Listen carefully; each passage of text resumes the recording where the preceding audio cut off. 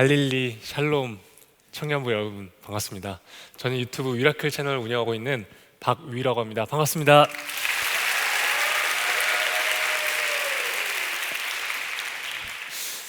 네, 이런 귀중한 시간에 너무나도 부족한 저에게 제가 만난 하나님에 대해서 여러분들과 나눌 수 있는 기회를 줘서 진심으로 감사합니다. 같은 한 청년이 자신의 이야기를 좀 길게 하는구나 생각하시면서 앉은 자리에서 편하게 들어주시면 감사하겠습니다. 저는 어렸을 때 굉장히 큰 우량아로 세상에 태어났습니다. 보통 또래 아이들보다 머리 하나가 더 있을 만큼 키가 굉장히 컸어요. 그리고 굉장히 활발한 아이였습니다. 땀을 어찌나 많이 흘렸던지 가끔 놀이터에서 놀다 보면 머리 위에 모래가 한가득 쌓인 채로 집에 들어가서 어머님께 종종 혼나곤 했죠. 그리고 소리를 워낙 목청껏 질러서요, 제가 어렸을 때 목이 쉬어서 목에 혹이 생겼습니다. 그래서 6살 때는요, 제가 유치원을 다니면 제가 하도 소리를 지르니까 강제로 유치원을 다니지 못하고, 여러분 제가 6살 때 저희 동네에 있는 서예학원을 1년간 다녔습니다. 초등학생 때는 제가 축구선수가 되는 것이 꿈이었어요. 그래서 초등학교와 중학교 때까지 실제로 축구선수 생활도 했었습니다. 네, 그리고 이제 조금 TMI인데요. 네, 다음. 여러분 놀라지 마십시오. 제 중학교 때 사진입니다. 노란색 옷 입은 사람이 저고요, 옆에 있는 사람이 제 친구예요. 네, 많이 사갔죠? 네. 네, 저는 그렇게 건강하게 잘 성장해서 대학생이 되었습니다. 지금부터 약 9년 전 이야기예요. 제가 취업할 때쯤 지금처럼 굉장히 취업난이 심했습니다. 대학교 때 제가 학점도 정말 안 좋아서 이 취업 스트레스를 엄청나게 받고 있었어요. 제가 좀 학점이 안 좋게 생겼죠. 그나마 제가 옷을 좋아했습니다. 패션에 관심이 있어서 패션 관련 기업에 취업을 해야겠다고 생각했습니다. 그러던 중에 제가 우연히 한 외국계 패션 기업에 인턴 사원으로 들어가게 되었어요. 전 당시에 학교를 다니는 대신에 회사를 다니면서 전공학점 18학점도 받고 인턴 사원 월급도 받고 경력도 쌓게 되었습니다. 6개월 정도 후에는요, 심지어 정직원 제안도 받게 되었어요. 오. 그렇게 저는 운 좋게 덜컥 취업을 하게 되었습니다. 솔직히 기분이 정말 좋았어요. 저는요, 제 인생이 마치 톱니바퀴와 맞물리듯 완전히 풀렸다고 생각했어요. 저는 주중에 회사를 다니면서 열심히 일한 저에게 보상을 주었습니다. 바로 세상적인 쾌락으로 보상을 주었어요. 저는 주말마다 술을 마시고 클럽을 다녔습니다. 다들 조용하시네요. 네. 솔직히 그 당시에는요, 정말 재밌었어요. 한 번은 제가 토요일 날에 술을 많이 마시고 주일날 이렇게 교회를 와서 이런 기도를 한 적이 있습니다. 하나님, 저는 세상의 쾌락을 포기할 수가 없습니다. 하나님, 저는 교회 반, 세상 반, 회색 크리스찬을 살겠습니다. 하나님, 그러다가요, 제가 죽을 때쯤 됐을 때 그때 완전히 하나님께 돌아갈게요. 여러분, 이게 농담이 아니고 제가 진짜 육성으로 그렇게 기도를 했었어요. 제가 정직원 전환이 되는 시점에 친구들과 축하 파티를 열게 되었습니다. 그날 제가 술을 마시고요, 필름이 끊기게 되었어요. 그리고 제가 다시 눈을 떴을 때는요, 네, 이런 상황이었어요. 하얀 천장이 보였어요. 병실이었는데요, 제가 직감적으로 알았습니다. 중환자실이라는 것을요. 저는 이 사진처럼 병원의 온갖 장치들이 제 몸을 둘러싸고 있었어요. 여러분, 제 몸이요, 제 눈으로 분명히 보이는데 이 쇄골뼈 밑으로는 정말 아무것도 느껴지지 않고 아무것도 움직일 수가 없었습니다. 여러분, 이게 어떤 느낌인지 감이 잘 안 오시죠? 지금 한번 다 같이 손을 한번 들어보실까요? 우리 하나 둘 셋 하면 여러분 손톱에 한번 힘줘보겠습니다. 자, 하나 둘 셋. 이번엔요, 머리카락에 한번 힘줘볼게요. 자, 하나 둘 셋. 자, 나는 손톱이나 머리카락에 힘이 들어간다. 한번 손 들어보세요. 다들 정신을 똑바로 차리고 계시네요. 여러분, 이런 느낌입니다. 분명히 내 몸의 일부분인데 내가 아무리 힘을 주려고 해도 힘이 들어가지 않고요, 정말 아무것도 느껴지지 않는 거예요. 그런데 저는 내가 수술을 하고 마취를 했는데 아직 마취가 풀리지 않았구나 정도로 생각했습니다. 나중에 제 목을 수술하시는 의사 선생님이 회진을 돌다가 제게 오셔서 이렇게 말씀하셨어요. 당신은 앞으로 전신마비로 살아갈 것이고 영원히 걸을 수 없을 겁니다. 손가락도 절대 움직이지 못할 거예요. 여러분, 저는요 하루아침에 전신마비 환자가 되었습니다. 알고 보니까 저는 이 술에 취해서 어떤 건물과 건물 사이로 추락해서요 목이 완전히 부러져서 이 척수신경이 완전히 끊겼던 것이었습니다. 여러분, 이 사진 한번 자세히 한번 보시겠어요? 네. 사진 정중앙 부분 보시면 중간에 목뼈가 완전히 어긋난 거 보이시나요? 그런데 저는 전혀 기억이 나지 않았어요. 의사 선생님 말을 들었을 때는 현실감이 없었습니다. 아마도 이 전신마비라는 상황이 너무나 비현실적이었기 때문에 제가 그 사실을 받아들이는 것이 아마도 어려웠을 수도 있었던 것 같아요. 그런데 저는 하나님을 믿었었기 때문에 아니야, 나는 하나님이 이렇게 해주면 반드시 일어날 거야 라고 생각을 했어요. 그래서 생각보다는 힘들지 않았습니다. 뭐 여러분들이 믿으실지 모르겠지만 저는 그 이야기를 듣고도 울지 않았어요. 아까 그 사진 한 번만 다시 띄워주시겠어요? 네. 여러분, 이 사진이 제가 전신마비 진단을 받고 한 2주 정도 됐을 때 사진입니다. 여러분, 전신마비 진단을 받은 사람 치고는 약간 표정이 이렇게 제정신 아니죠?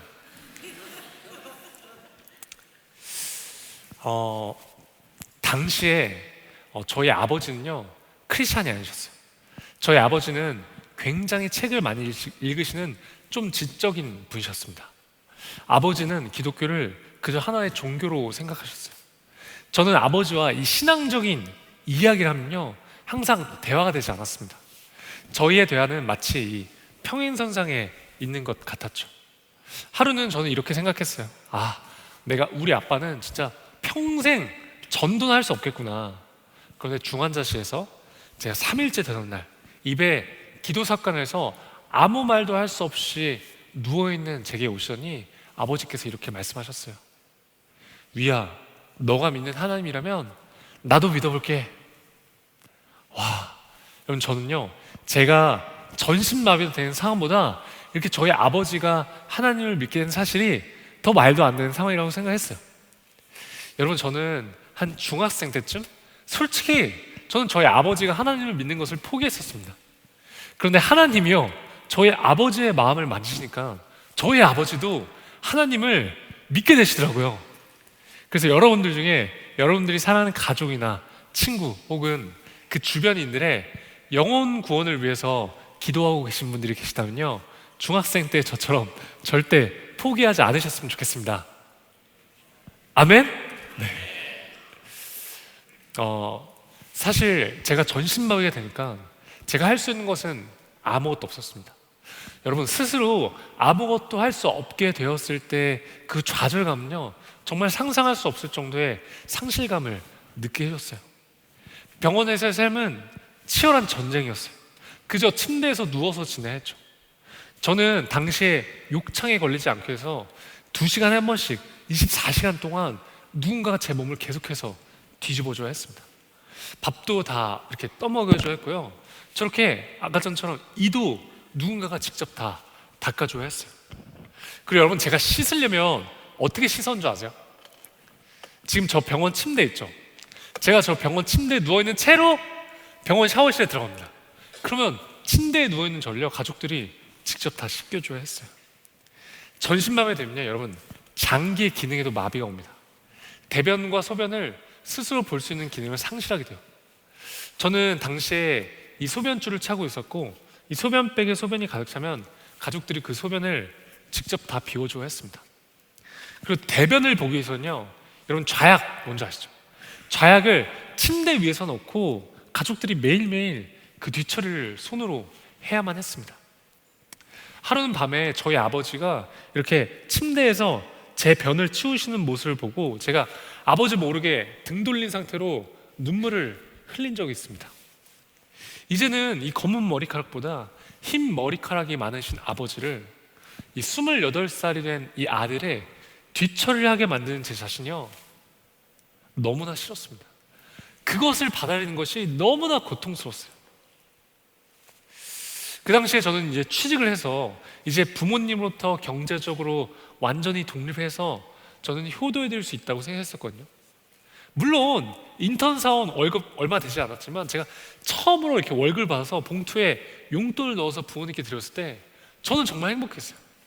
그런데 하루아침에 전신마비 환자가 돼서 28살짜리 아이가 돼버렸으니까요, 진짜 도저히 믿기지도 않고 그 현실을 인정하고 싶지 않았어요. 사실 처음에 제가 입원해 있을 때는 저희 가족은 저를 위해서 간병인을 고용하려고 했습니다. 그런데 저는 간병인한테 이렇게 성인이 된 저의 이런 모든 민낯을 갑자기 보이고 싶지 않았어요. 그래서 저는 가족들한테 미안해서 아무 말도 할 수가 없었습니다.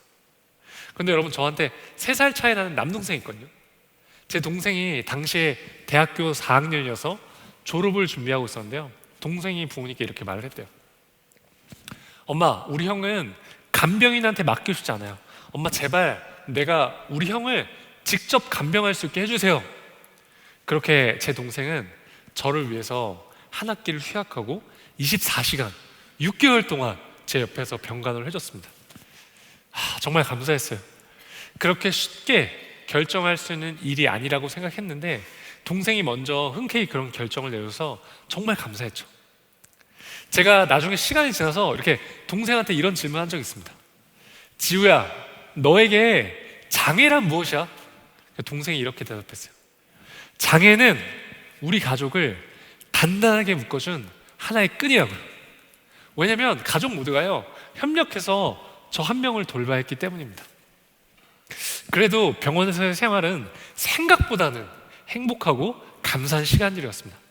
정말 이렇게 많은 분들이 오셔서 위로해 주고 응원해 주셨는데요, 특히 저 한 번도 마주한 적이 없는 목사님들과 저희 교회 분들이 오셔서 기도해 주고 예배도 들으셨습니다. 제가 나쁜 생각할 틈이 없이 병실은 항상 바글바글 거렸어요.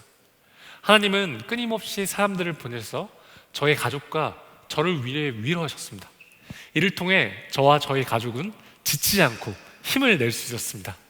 이것은 분명히 하나님의 은혜와 사랑이었습니다. 제가 당시에 이 서울에 있는 신촌 세브란스 재활병원에 입원해 있었는데요, 저는 이 전쟁 같았던 하루의 재활을 마무리하면 저녁에 항상 이 조그만한 기도실에 갔어요. 왜냐하면 저는 예전에 저로 돌아가고 싶었어요. 예전에 건강하게 걷고 뛰던 제 모습으로 돌아가고 싶은 마음이 너무나 간절했습니다. 그래서 제가 평생 잘 읽지도 않던 성경책을 읽기 시작했고 매일 저녁 기도했습니다. 물론 제 자신만을 위해서 기도했어요. 하나님, 저 제발 일으켜주세요. 저 일으켜주시면 저 진짜 뭐든지 하겠습니다. 그런데 어느 날 제가 기도를 하는데 저희 병원에 다른 병실에 있는 환자들이 이렇게 떠오르기 시작했습니다. 갑자기 제가요, 그들을 위해서 눈물 흘리면서 기도를 하게 되었어요. 그런데 여러분, 저는 이렇게 딱 봐도 결코 남을 위해 기도할 만큼 마음밭이 넓거나 믿음이 좋은 사람이 전혀 아닙니다.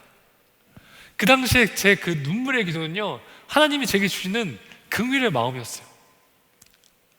저는 저의 재활병원에서는 전신마비 환자임이었어도 불구하고 상대적으로 경중 환자였습니다.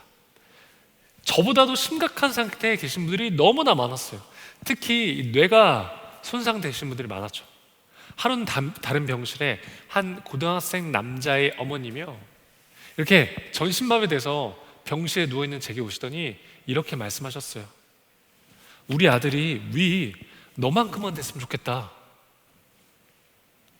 여러분, 상상이 가세요? 전 그때 이렇게 생각했어요. 아니, 어떻게 전신마비 된 나한테 와서 이런 말을 하실 수가 있지? 그 어머님의 아들은 여러분 고등학생이었고 펜싱 국가대표 상비군이었는데요, 하루아침에 교통사고로 뇌가 손상이 돼서 대화가 불가능하고 밥도 먹을 수 없어서 이 콧줄로 영양분을 공급할 수밖에 없었고 앞으로 미래에 냉정하게 회복을 기대하기가 너무나 어려운 상황이었습니다. 저는 마음이 너무 아팠지만 겉으로 울 수가 없었어요. 제가 입원해 있던 곳에 대부분의 환자들이 이런 어려운 상황 가운데 놓여져 있었습니다. 그렇게 그 기도실에서 제가 막 1시간 정도 울면서 기도했어요. 그리고 그때 하나님이 제게 마음으로 강력하게 말씀하시는 것 같았습니다. 위야, 너는 반드시 회복될 것인데 너는 앞으로 너와 비슷하게 아픈 사람들, 또 세상에 정신적으로 고통받고 있는 사람들에게 가서 반드시 희망이 되는 사람이 돼야 된다. 근데 여러분, 저는 그 당시만 해도요, 이렇게 혼자서 휠체어를 이렇게 밀 수조차 없는 상황이었거든요. 그래서 저는 앞으로 제가 어떻게 구체적으로 사람들한테 도움을 주고 희망을 줄 수 있을지는 정말 전혀 알지 못했고 감이 오지 않았습니다. 저는 6개월 동안 병원 생활하고 퇴원했어요. 퇴원했지만 저희 모든 생활은 가족에게 의지할 수밖에 없었어요. 대변과 소변도 여전히 가족들이 직접 다 받아내야 했습니다. 처음에는 제가 집에서 휠체어에서 침대로 혼자 옮겨 놓을 수조차 없었죠. 제가 밤에 잠을 자기 위해서 침대에 누우려면 저희 아버지나 남동생이 올 때까지 꼼짝없이 기다려 했어요. 휠체어에서 제 몸을 들어서 침대에 옮기려면 이 성인 남성 이상의 힘이 필요했기 때문이에요. 전 그때 이렇게 생각했어요. 내 인생은 그 누구도 나를 대신해서 살아줄 수 있지 않기 때문에 내가 반드시 독립적으로 생활할 수 있을 때까지 재활을 해야겠다. 저는 살기 위해 죽을 힘을 다해 재활하기 시작했습니다. 네, 저희 집 근처에 한강이 있는데요. 처음에는 제가 휠체어를 혼자 10m도 잘 밀지 못했었는데요. 저는 비나 눈이 오지 않으면, 영하 5도 밑으로 떨어지지 않으면 온몸에 핫팩을 붙이고 매일 한강에 나가서 3시간 이상 휠체어를 밀었습니다. 50m, 100m, 500m, 1km 휠체어를 밀 수 있는 거리를 제가 서서히 늘려나갔어요. 그렇게 그런 재활을 시작하고 한 2년 정도 지났을 때쯤 제가 하루는 저희 집에서 3시간을 걸려서 11km 떨어져 있는 곳까지 혼자서 휠체어를 밀 수 있게 되었습니다. 저는 그때 이런 생각을 했어요. 이제 내가 우리 집에서 11km 떨어진 곳에 나 혼자 놓여지라도 이제 나 혼자서 집은 갈 수 있겠구나. 그리고 저는 이제 소변줄을 빼고 혼자서 일회용 소변줄을 이용해서 스스로 소변도 볼 수 있게 되었습니다. 그리고 좌약도 혼자 넣고 혼자 화장실도 갈 수 있게 되었어요. 그리고 엄청난 재활용 끝에 드디어 혼자 침대에 옮겨 놓을 수 있게 되었습니다. 여러분, 휠체어에서 침대로, 침대에서 휠체어로 이렇게 스스로 자유롭게 옮길 수 있다는 것이 얼마나 감사한지 몰라요. 그리고 피나는 운동과 연습으로 제가 상체 힘을 키워서 혼자 차에 휠체어를 싣고 운전도 가능하게 되었습니다. 제가 오늘도 혼자 서울역에 차를 주차를 하고 KTX 타고 왔거든요. 물론 손으로 운전하는 것이지만요. 여러분, 이렇게 독립적으로 생활할 수 있다는 것이 정말 하나님께 얼마나 감사한지 모릅니다. 저는 정말 다행히도 병원에서 말했던 것과는 다르게 엄청나게 재활이 잘 되어가고 있었어요. 기적이었습니다. 사람들요, 저를 보면 너무나 대단하게 생각하고 너무나 좋아해 줬어요. 그런데 제 신앙생활은요, 오히려 내리막길을 걷고 있었어요. 저는 제 몸이 굉장히 재활이 잘 되어가고 있음에도 불구하고 제 몸에 만족할 수 없었어요. 왜냐면 제 목표는 예전의 저로 돌아가는 것이었기 때문이에요. 저는 예전처럼 다시 일어서서 걷고 뛰고 축구를 하고 싶었어요. 저는 하나님께 진짜 매일 일으켜달라고 기도했지만 하나님은 듣고 계시지 않은 것 같았어요. 마치 제 기도가요, 뭔가 하늘의 벽에 막혀서 하나님께 전달되고 있지 않은 것 같죠. 그리고 저는 매일 하는 기도가 똑같았었기 때문에 예배 시간에 가도 기도가 잘 되지 않고 정말 하나님께 더 이상 할 말이 없었습니다. 그래서 예배 시간에 제 마음은 냉랭했어요. 기쁨이 잃었습니다. 그리고 저는 다치고 한동안 이 청년부 예배를 드리지 않았습니다. 저는 그 당시에 이제 저희 교회 새신자 예배를 드렸거든요. 설교 말씀 짧고 예배 시간이 짧았기 때문이죠. 그러나 어느 날 제 친구가 제게 와서 이렇게 말을 했습니다. 야, 위야, 우리 이제 다시 공동체 생활하자. 이렇게 신앙생활하면 안 될 것 같아. 그래서 전 못 이긴 척 다시 이 청년부 예배를 드리기 시작했습니다. 제가 청년부 2년째 되던 해에 제가 어마어마한 사람을 만나게 됩니다. 그 사람은요, 제가 살면서 봤던 사람 중에 가장 끈질긴 사람이었어요. 저는 항상 이름도 말해요. 유준상. 네, 그 연예인 유준상은 아닙니다. 정말 그 친구는 기도하는 사람이었어요. 그 친구가 제 순장님, 제 셀 리더가 되었어요. 딱 지금처럼 여름이 되어서 저희 청년부 여름 수련회 시즌이 되었어요. 그런데요, 준상이가요 저한테 수련회를 같이 가자는 거예요.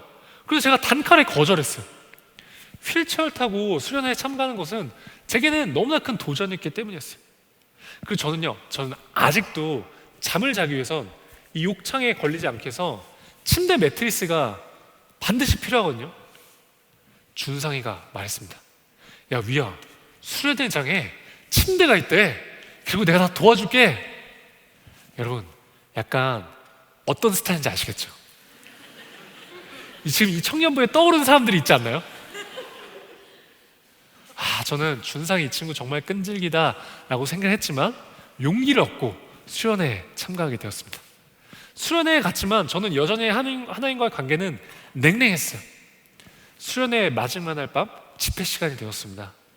설교 말씀이 끝나고 기도 시간이 되었는데 저는 이렇게 기도했어요.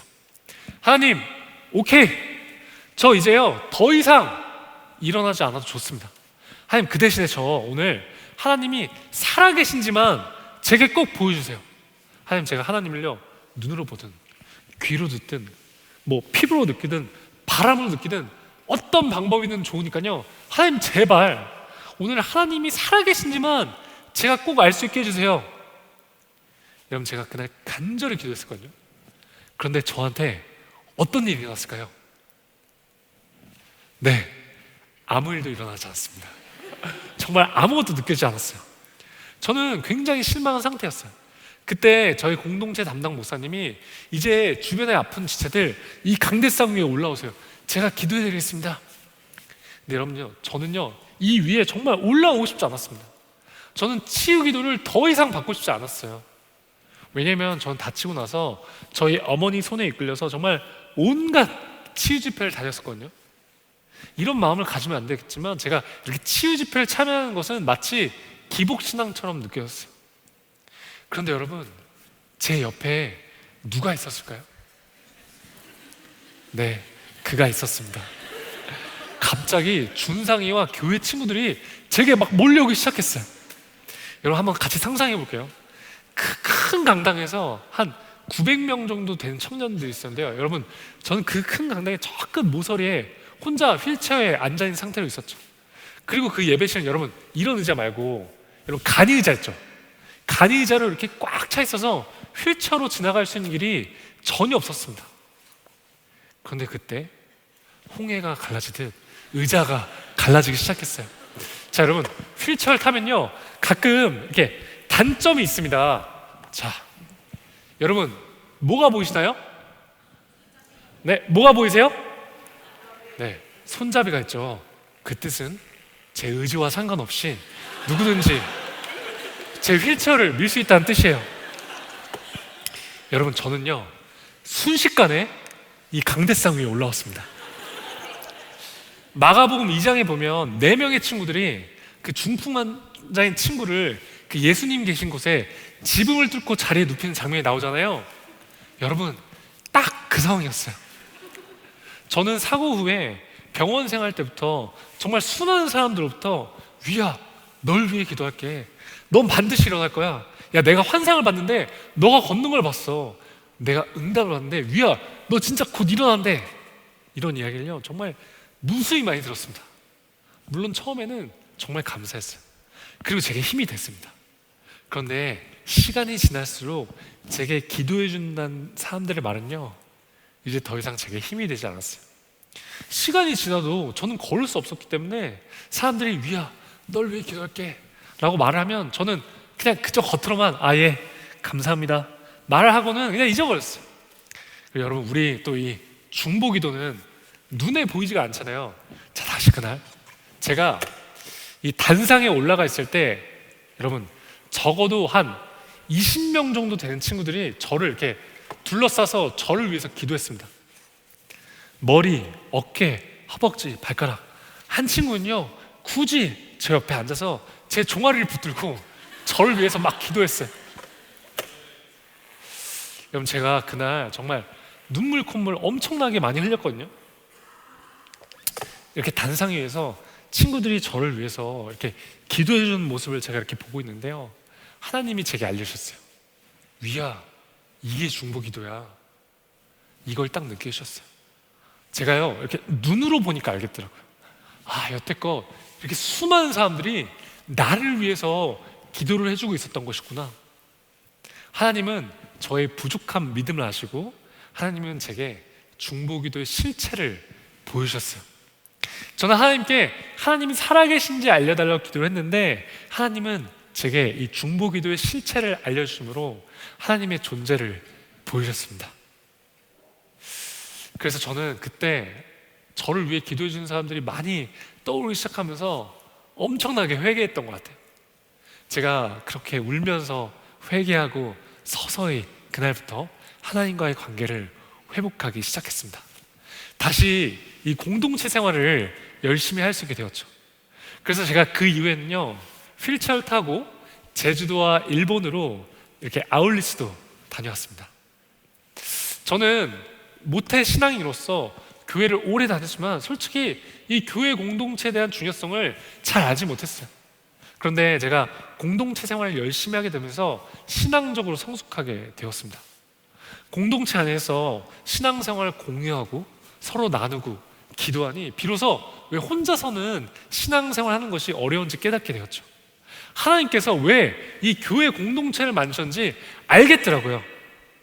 하나님은 교회 공동체 안에서 서로의 연약한 부분을 보듬고 사랑하길 원하신다는 것을 알게 되었습니다.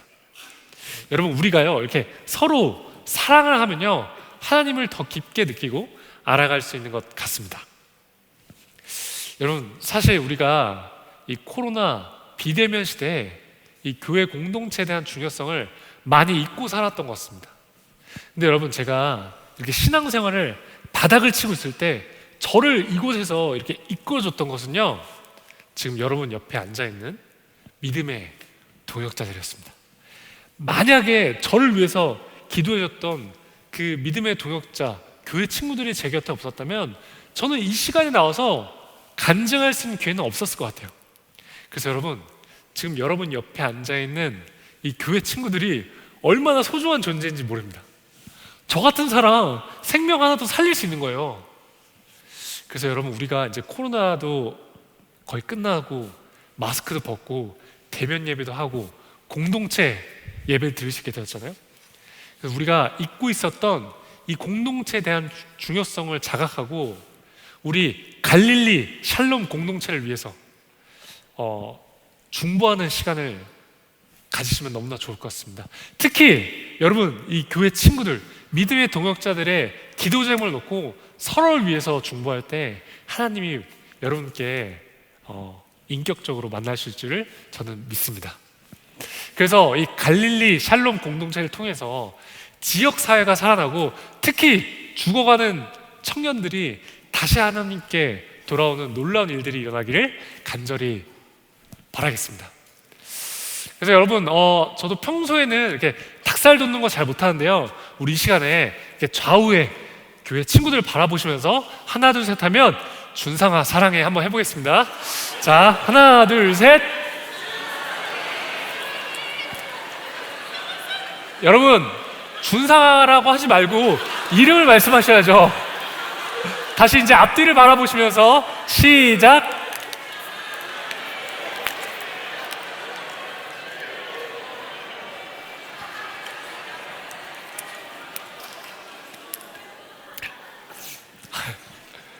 진짜 준상이가 있는 건 아니죠? 네. 저는 나름 공동체 생활도 열심히 하고 신앙생활 열심히 하고 운동도 열심히 하면서 행복한 생활을 하고 있었습니다. 그런데 어느 날 저한테 한 가지 의문점이 생겼어요. 저는 제 자유의지를 가지고 술을 마셔서 다쳤기 때문에 한 번도 하나님을 원망한 적은 없었습니다. 그런데 제가 전신만에 대해서 이 휠체어를 타고 이 세상을 살아가 보니까요, 세상에 태어날 때부터 자기 의지와 상관없이 장애가 있거나 정말 수많은 요인들로 인해서 고통받고 있는 사람들이 제 눈에 너무 많이 보였습니다. 아니 여러분, 우리 솔직히 교회에서는 맨날 공평하신 하나님이라고 말을 하는데 제가 바라보는 이 세상은요 너무나 불공평해 보였어요. 그래서 저는 하나님께 따졌습니다. 아니 하나님, 지금 이 세상에 이렇게 수많은 사람들이 고통받고 있는데 왜 가만히 내버려두시는 거예요? 아니 공평하신 하나님이라면서요. 하나님, 저는 당신이 전혀 이해가 되지 않습니다. 당신이 만약 진짜 살아계신다면 적어도 그 정말 고통받고 있는 사람들에게 하나님 가셔서 직접 개입하셔서 도와주시는 거 아니에요? 한번 대답해 보세요. 그리고는 제가 막 하나님께 따졌던 것을 잊어버렸어요. 그리고 약 3일 정도가 지나고 제가 화장실에 있었는데요. 여러분, 보통 화장실에서는 하나님 생각은 잘 안 하잖아요. 많이 하세요? 여러분, 이거 리얼입니다. 제 실제 상황이에요. 제가 이렇게 화장실에 있는데 갑자기 제 마음 가운데 이렇게 말씀하시는 것 같았어요. 위야, 너가 가서 직접 사랑하면 되잖아. 충격이었습니다. 도저히 반문할 수가 없는 거예요. 저는 하나님은 절대로 제가 한 질문에 제가 이해할 수 있는 대답을 하실 수 없을 거라고 저는 확신했었거든요. 저는 제가 여태껏 살면서 제가 사랑해야 될 대상은 내 가족, 내 친구들, 그리고 제 주변인들이라고 생각했습니다. 그런데 하나님은요, 제가 생각하는 그 사회적 약자들, 그 고통받고 있는 사람들, 위야, 너가 직접 가서 사랑하는 것이었어요. 그래서 하나님은 제게 이 사랑의 원리를 깨닫게 해주셨습니다. 여러분, 사실 지금 우리는 이 돈이면 거의 모든 것이 되는 자본주의 사회에 살고 있죠. 근데 여러분, 사랑은요 돈이 없어도 줄 수 있습니다. 자, 지금 저 한번 보세요. 지금 이렇게 다리를 쓸 수 없고 손가락도 완전하지 않은 저도요, 제가 지금 만약에 이렇게 당신을 사랑하기로 마음만 먹으면 사랑할 수 있습니다. 우리가요, 사랑하기로 마음만 먹으면 사랑할 수 있더라고요. 저는 그게 너무 충격이었어요. 사랑은 세상의 가치가 수반되지 않더라고요. 그게 바로 하나님의 사랑이었습니다. 여러분, 마가복음 12장 30절에서 31절 말씀을 우리 한 목소리로 크게 읽겠습니다. 시작! 내 마음을 다하고 목숨을 다하고 뜻을 다하고 힘을 다하여 주 너의 하나님을 사랑하라 하신 것이요, 둘째는 이것이니 내 이웃을 내 자신과 같이 사랑하라 하신 것이라. 이보다 더 큰 계명이 없느니라. 아멘. 여러분, 저는요 제가 이 땅에 살아가면서 막 제가 뭔가 엄청난 일을 해야지만 하나님께 영광을 돌릴 수 있다고 생각했었거든요. 근데 방금 우리가 읽었던 이 마가복음 말씀처럼요, 제가, 여러분이, 우리 모두가요 이 세상에 태어난 이유와 목적이 바로 사랑하기 위해서 태어났다는 사실을 깨닫게 되었습니다. 여러분, 전 너무나 부족하지만 그냥 제가 할 수 있는 선에서 이렇게 휠체어를 타고 열심히 사랑을 베푸는 것이죠. 자, 이제 잠시만요. 제가 이제 준비한 영상인데요, 혹시 잠깐 본당 불을 완전히 꺼줄 수 있나요? 네, 제가 이제 또 유튜버이기 때문에 영상에 진심이 편이라서 네, 여기 완전히 꺼주시면 좋을 것 같아요. 네, 영상 보고 오시겠습니다.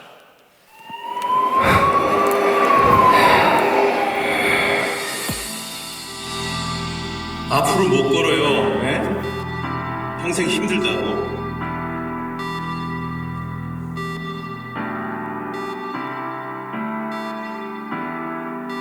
다시 눈을 떴을 때 내 몸은 나의 몸이 아니었다.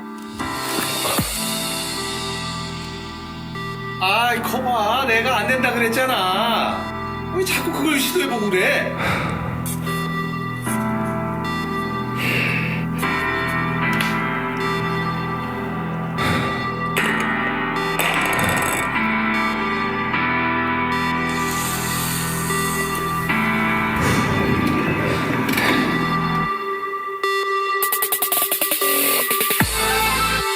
담당 의사는 손가락도 움직일 수 없다고 말했지만 나는 절대 포기하지 않았다.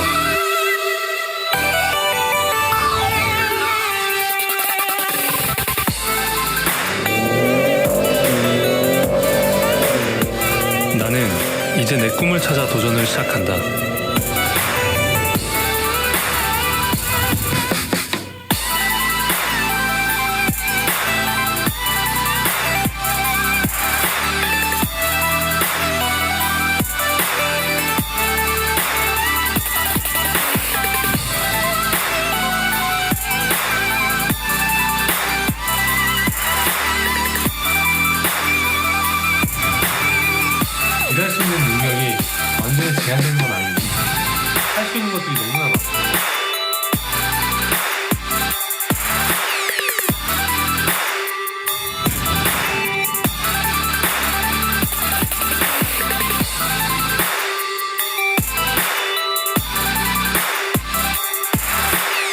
믿음은 바라는 것들의 실상이요 보지 못하는 것들의 증거라고 했다.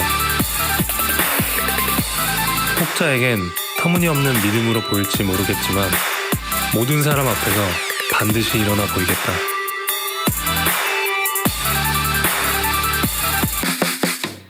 위 일어난다. 네, 이제 불을 켜주셔도 됩니다.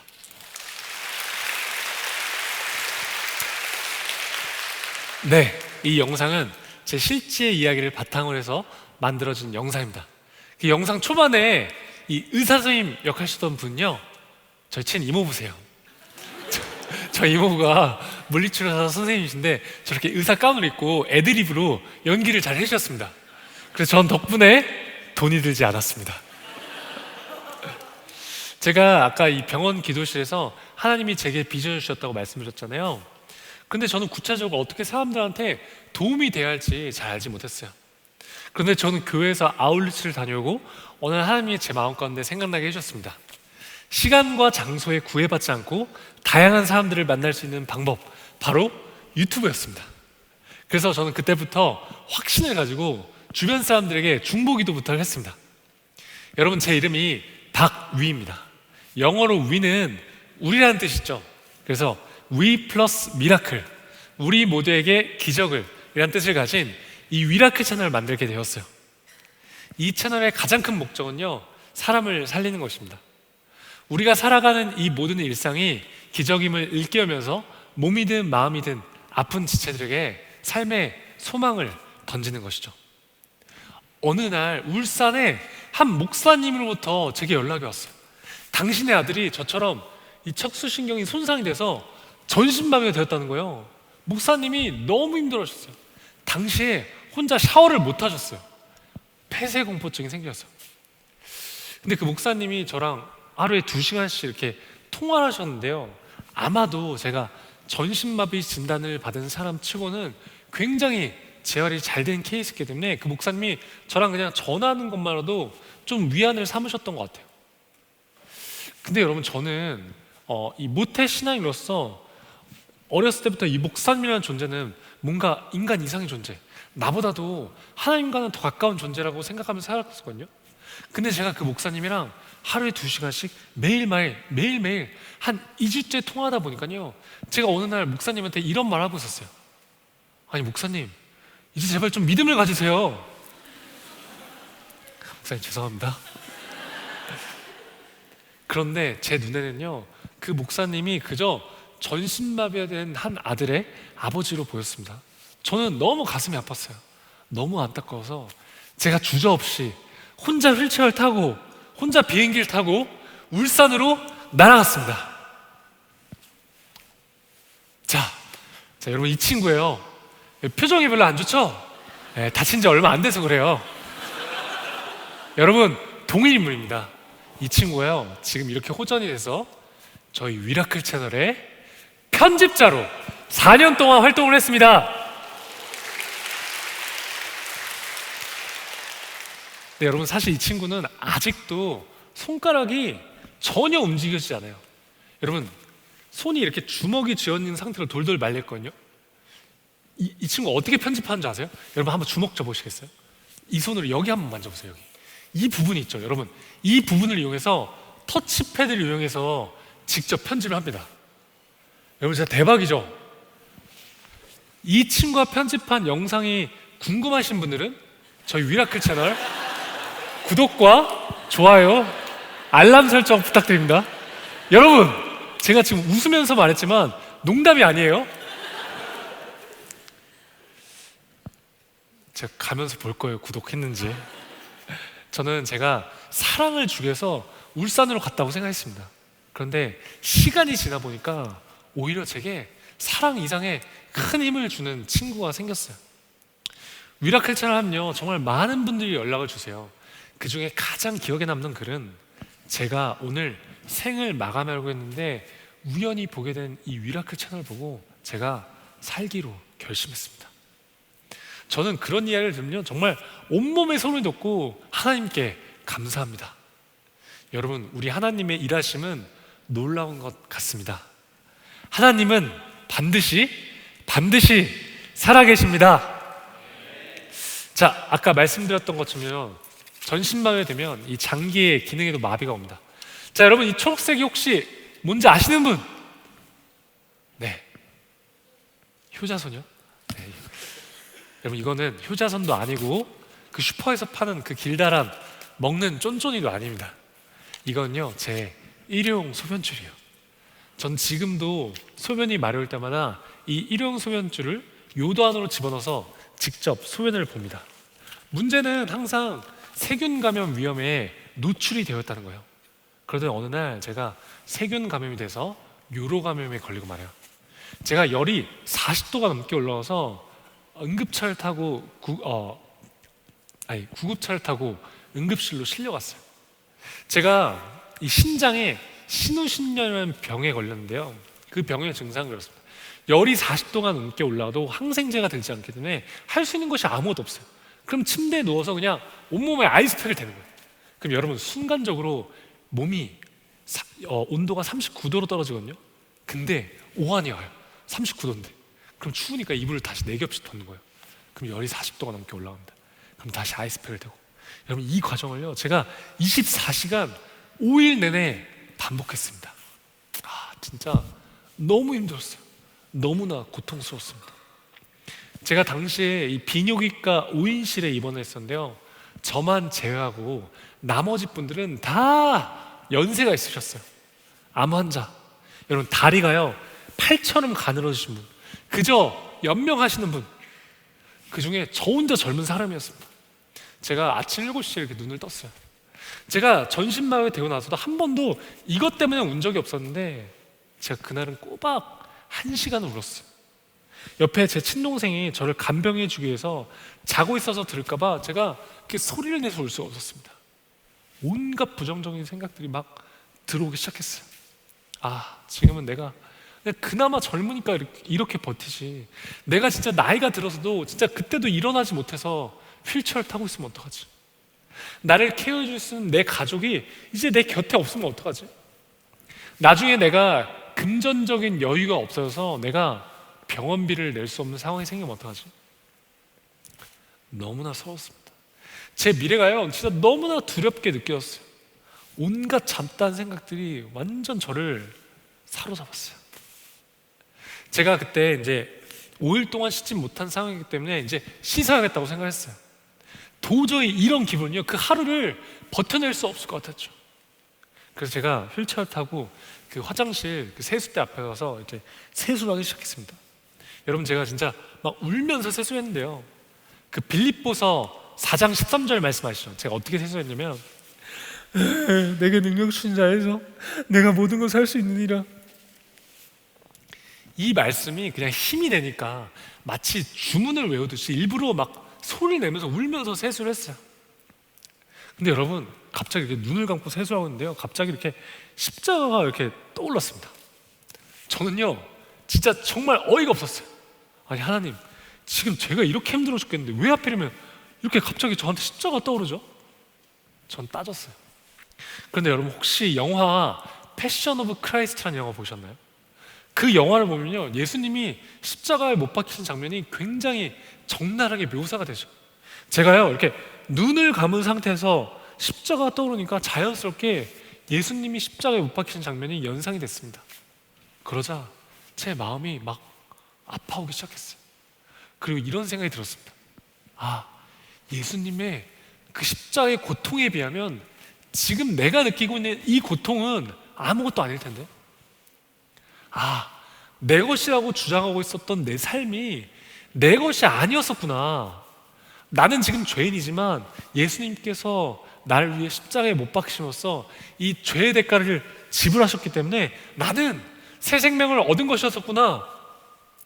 저는 이 사실을요 그날 처음 깨달았습니다.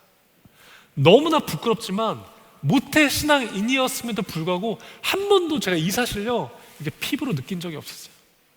제가요 그 세수대 앞에서 이 사실을 깨닫고 막 하나님 죄송합니다 막 울면서 막 회개하면서 세수했습니다. 그렇게 제가 막 울다가요 울음을 딱 그쳤어요. 저한테 막 힘이 솟아오르기 시작했습니다. 왜냐면 저한테 성경 말씀 한 구절이 떠올랐기 때문이었어요. 요한복음 3장 16절 말씀이었습니다. 우리 한번 같이 큰 소리로 읽어볼까요? 시작! 하나님이 세상을 이처럼 사랑하사 독생자를 주셨으니 이는 저를 믿는 자마다 멸망하지 않고 영생을 얻게 하려 하심이라. 아멘.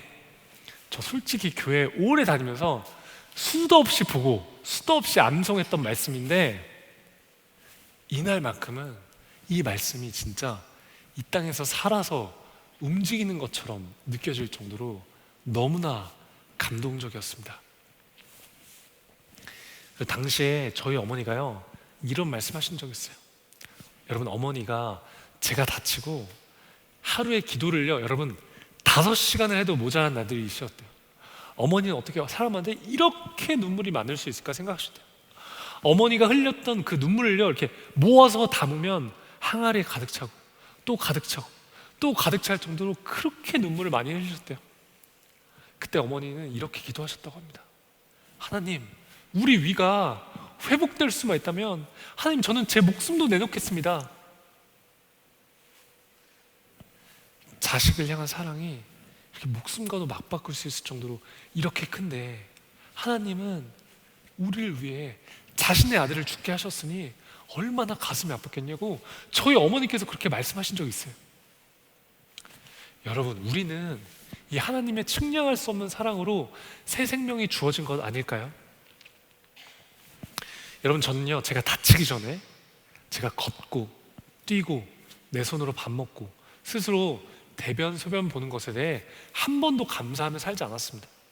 그런데 제가 전신마비에 대해서 걷지 못하고 스스로 밥 먹지 못하고 스스로 대변 소변 볼 수 없게 되니까요, 이제야 비로소 제가 과거에 너무나도 당연하다고 생각했던 그 일상들이 결코 당연한 것이 아니며 정말 기적과도 같은 삶이라는 것을 깨닫게 되었습니다.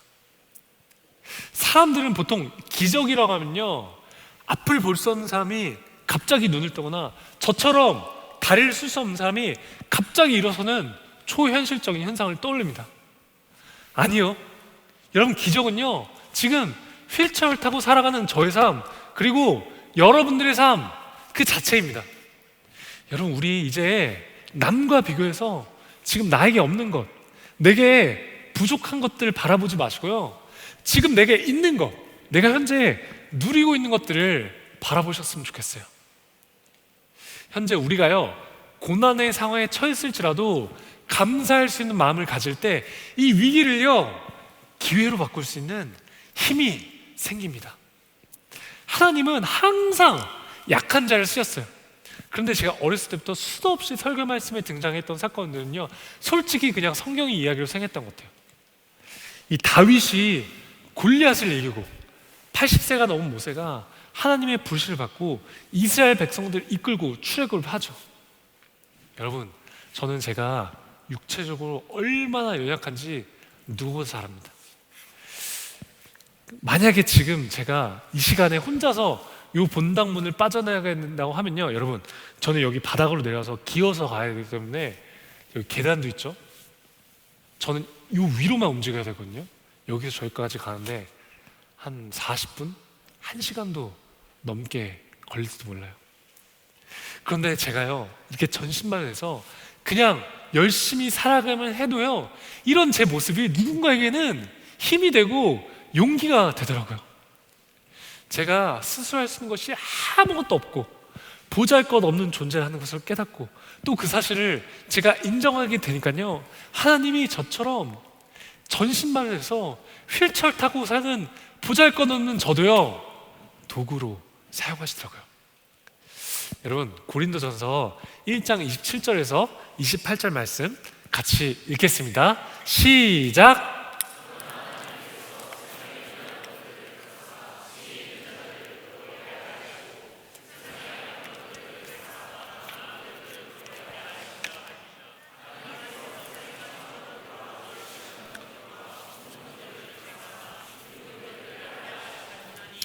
아멘. 여러분, 방금 고린도전서 말씀처럼요, 하나님은 세상에 미련하고 약하고 천하고 멸시받는 사람들을 택하셨대요. 여러분, 만약 지금 여러분이 혹시 연약하고 고통 가운데 계신가요?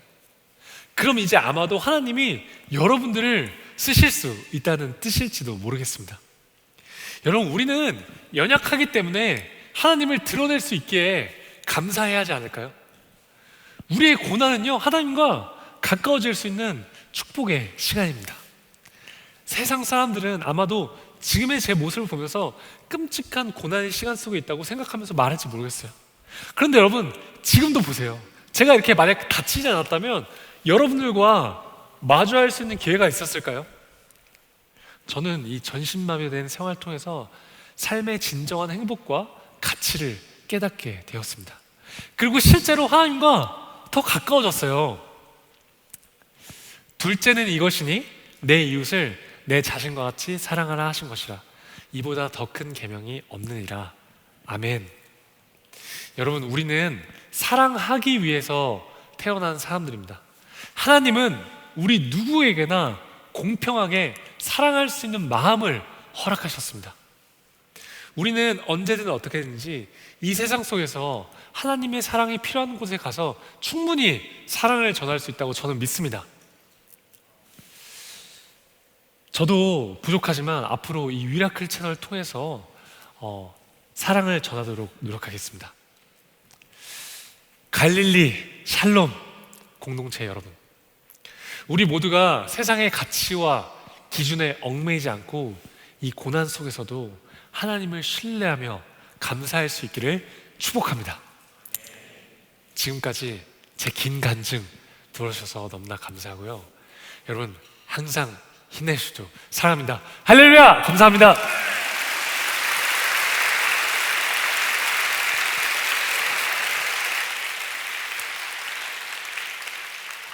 네, 제가 짧게 기도하고 마치겠습니다.